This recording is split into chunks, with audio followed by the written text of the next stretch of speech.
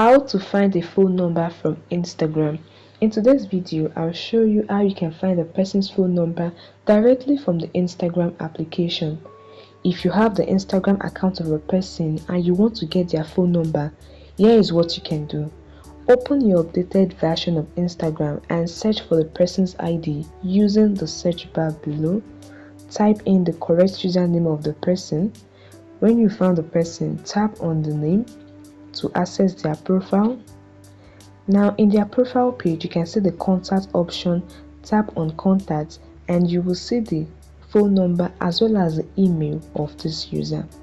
But take note that you can only see the contact option if the user add their phone number to Instagram.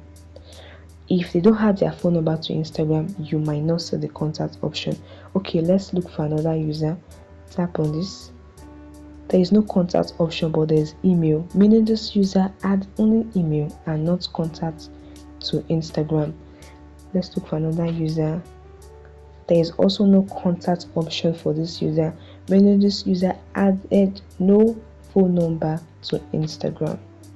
So I hope this information helped you. Please hit the like button and subscribe, and if you have any question, please leave it in the comment section below.